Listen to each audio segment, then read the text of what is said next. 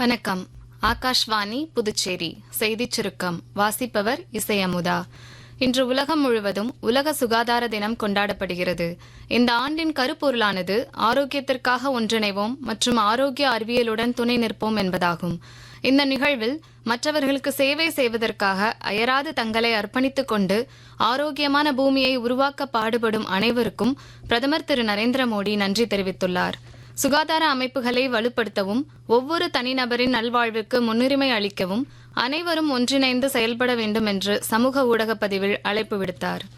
இன்று ஜெய்ப்பூரில் நடைபெற்ற பிராந்திய வேளாண் மாநாட்டில் வேளாண் துறையை வலுப்படுத்த உறுதியான மற்றும் பல பரிமாண முயற்சிகள் மேற்கொள்ளப்பட்டு வருவதாக மத்திய நலத்துறை அமைச்சர் திரு சிவராஜ் சிங் சௌஹான் தெரிவித்தார்.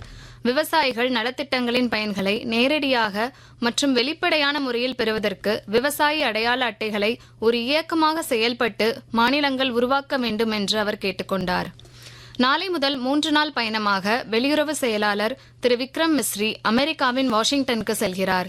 இப்பயணத்தின் போது வர்த்தகம், பாதுகாப்பு, அறிவியல் மற்றும் தொழில்நுட்பம் உள்ளிட்ட பல்வேறு விவகாரங்கள் குறித்தும் இரு நாடுகளுக்கும் ஆர்வம் உள்ள பிராந்திய மற்றும் உலகளாவிய நிகழ்வுகள் குறித்தும் அமெரிக்க நிர்வாகத்தின் உயர் அதிகாரிகளுடன் பேச்சுவார்த்தை நடத்தவுள்ளார். இந்திய தேர்தல் ஆணையத்தின் அறிவிப்பின்படி காரைக்கால் மாவட்டத்தில் ஏப்ரல் 9 அன்று நடைபெறவுள்ள சட்டமன்ற பொதுத் தேர்தலை முன்னிட்டு ஏப்ரல் 7 மாலை 6 மணி முதல் ஏப்ரல் 10 காலை 6 மணி வரையிலான 48 மணி நேரத்தில் தொகுதியில் வாக்காளர் அல்லாத அரசியல் கட்சியினர் மற்றும் பிரச்சார பொறுப்பாளர்கள் வெளியேற வேண்டும் என்பதுடன் பொதுக்கூட்டங்கள், பேரணிகள் மற்றும் ஒலிபெருக்கி பயன்பாட்டிற்கு தடை விதிக்கப்படுவதாக மாவட்ட ஆட்சியர் திருமதி இஷிதா ராட்டி அவர்கள் சிறப்பு கட்டுப்பாடுகளை விதித்துள்ளார். மேலும் வாக்குச்சாவடியின் 100 மீட்டர் சுற்றளவுக்குள் அங்கீகரிக்கப்படாத நபர்கள் நுழையவும் செல்போன் மற்றும் ஆயுதங்களை கொண்டு செல்லவும் அனுமதி இல்லை. இந்த உத்தரவை மீறுவோர் சட்டப்படி தண்டிக்கப்படுவர் என்றும் அறிவிக்கப்பட்டுள்ளது.